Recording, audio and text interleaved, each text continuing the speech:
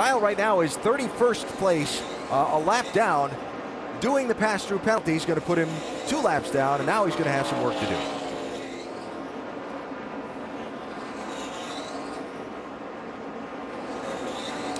So Greg Biffle running in 3rd as these other lead cars approach what should be green flag pit stops, Dave. Alan, it won't be long for the 27. And one of the most common things we see is a crew member to put a wrench in the right side windows, but there's 2 holes there. Tim Brewer from the Craftsman Tech Garage explains which is which and what they do.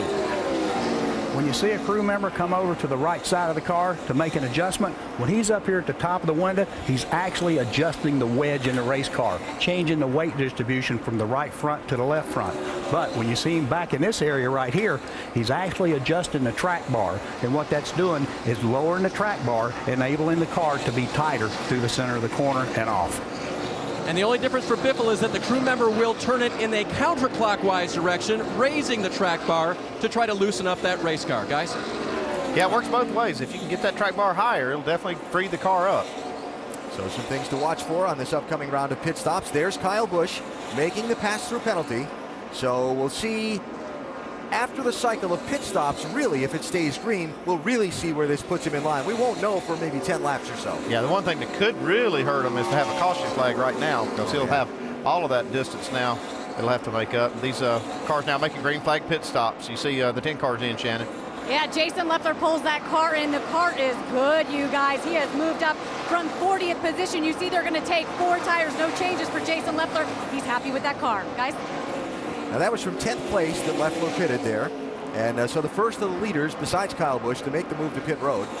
And we'll see when Brad Keselowski and some of the others follow. And Andy, if you're the crew chief of that lead car, you're sitting there balancing your fuel mileage calculation versus the fact that you really want to stay out as long as you can here, yeah, right? you do. You want to stay out there as long as you can, but you definitely don't want to stretch it to where you run out of fuel or even make the engine sputter. So you're going to be a little conservative on this first stop.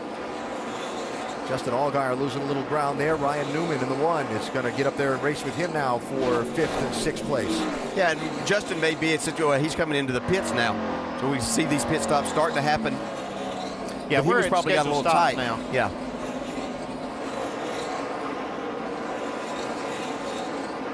So Allgaier will give up the 6th position for his pit stop. You watch his teammate continuing to lead the race on the right, Brad Keselowski, and Dave Burns covers the 12th stop. Our in-race reporter brings it to a stop perfectly on the mark there. Remember, for him, it was tight on the bottom of the track and loose on the top of the track. You see the crew member going to the rear window again with the wrench. It'll be a 4-tire change for Justin Allgaier. Again, trying to make basically 2 adjustments on it. Oh, the little trouble on the front there, trying to get the lug nuts on, and he pulled away just a little bit too soon and fell off the jack. And so now they've got an issue jacking it back up and try to get that left rear on. They do, and then they get away from pit road. Shannon. Well, down right now, Kevin Harvick. This team cannot wait to get out of the month of May. They said these tracks are the worst for Harvick. He says he needs more grip right now on the racetrack. 4 tires for the 33 car. He's down and away, guys. And the leader, Brad Keselowski, comes on to pit road. Carl Edwards also in, getting service from his team. You've got Ryan Newman in. Reed Sorensen is in. Mike, Casey Kane is in as well. Cover stop for us. Yeah, and Carl Edwards still a little bit tight. They're going to make an air pressure adjustment on the right front. Also, they'll raise the track bar. Meanwhile, your leader, Brad Keselowski, worried about sticker tires, thinking the car will be just too loose. So instead, they'll elect to bolt on 4 scuff tires. They'll also make an air pressure adjustment to the right rear tire on the leader as they complete their stop now. All the way, clear all the way. Trevor Bayne is on pit road now. It'll be a 4-tire change and chassis adjustment for the NUM race car. Got a new sponsor on that car this weekend. Meanwhile, Greg Biffle is on pit road. John Kowalski, the catch can man, will put that wrench through the window and do what we talked about when the Tim Brewer hit just a little bit earlier. The track bar adjustment's already been made. They will change 4 tires for Greg Biffle. Remember, it was just a little bit tight. He wanted him to lower the track bar, actually raise the track bar to loosen that car up. All right, cycle of pit stops continues. Joey Logano took over the lead when Brad Keselowski and the other front runners pitted. Now here's Logano on pit road for his stop at lap number 59. 3, 2, 1. Joey Logano gives up that position. More chassis adjustments going on these cars. A lot of changes being made to these cars. Track bar will go up. Air pressure will be changed. The car didn't turn well. That is called tight. It'll be a 4-tire stop for him. Behind him, Tony Raines comes in, and also Brian Eichler leaving pit road after overshooting his pit box and spending extra time on pit road in the 16 car. All right, looks to me like the last one yet to come into pit is Jamie McMurray. You got McMurray, Michael Annett, Joe Nemechek, and then we'll cycle back around to Casey Kane, who will finish this cycle of pit stops ahead of Brad Keselowski. Yeah, it looks like he was the winner on that green flag round of pit stops. Big loser there was the 12 car of Justin Allgaier. Had a big mistake with the jack coming down, or actually it looked like the car just drove off the jack before they were ready. And that's the driver's responsibility, is to make sure that you don't let the clutch out before it is time, and they'll drive it off. We'll see Jamie McMurray hitting pit road now. Seems like this 88 car gets the best mileage of any of the cars, and he's the last one to make this green flag stop. So McMurray is in. Michael Annett is also pitted. Joe Nemechek has not yet stopped, and he will take over the race lead. Joe did stop under one of the first 2 cautions earlier, so he's got a gallon or 2 of extra fuel. And now Joe Nemechek heads to pit road as well. Like 88 stops. And McMurray over the radio to his crew chief Tony Uri Sr. saying it's just the way it was in practice. Very tight. They're going to make a 4-tire change, also make an air pressure adjustment and a chassis adjustment, trying to free that car up. Cloud cover now encroaching on the speedway. That may change things. That's not what Jamie McMurray's hoping for. Before the race, he told me, as long as the sun stays out, we'll be okay. So that hands the lead now to Casey Kane as the cycle of pit stops concludes.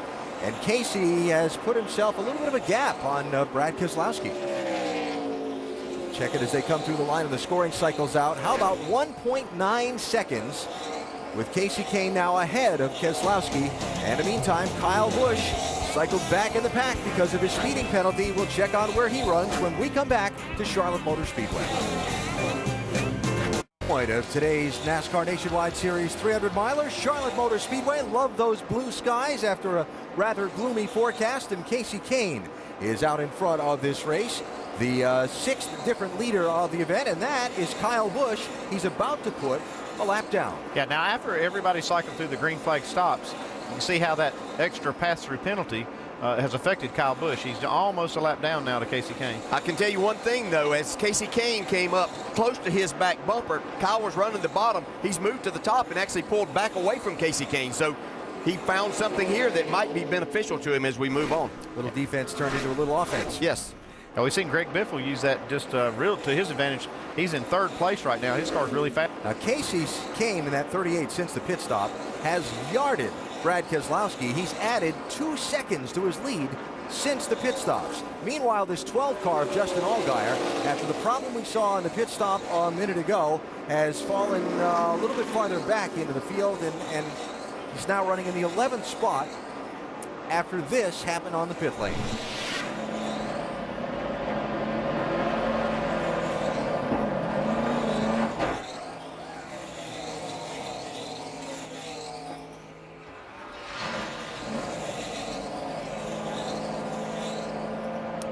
It looked like a mistake maybe made by Justin Allgaier right there.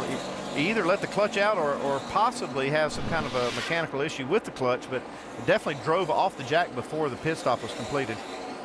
DJ, you put us inside the car on one of those pit stops. What you're doing with that clutch pedal? You're not holding it in the entire time, right? Yeah, right. We see Ryan Newman trying to go around the outside of Joey Logano. But what generally most drivers will, when the jack drops on the right side, as they're going around, that's whenever you'll kick the clutch in and put it in 1st gear at that point in time. Now, it's a possibility if they're having a clutch problem that Justin maybe was waiting a little bit longer, and when he put it in gear, then it jerked it off the jack at that point in time. And you have to really be careful on these concrete pit boxes too. Be careful that you don't strip the axle, break an axle. A lot of things can happen. The rear end gear you can mess up. So if they do, indeed, we'll have to see as they get ready to make another pit stop if they have some type of problem with the clutch. It's a bad break for Justin too, because he was running. He had driven his way up towards the front to the top 5 and had that little problem. It's going to set him back some. Now in 11th spot. Been watching this Ryan Newman, Joey Logano race for the 4th and 5th spots as Newman puts a lap on Stephen Wallace. Shannon, how about this one team today? Well, how about it? They started 4th and fell back, lost some positions on that first run. Ryan said that the car was really tight. They came down, made a track bar adjustment, and it looks like that car has come alive. But the interesting thing, guys, Ryan Newman riding along top, really making that high line work.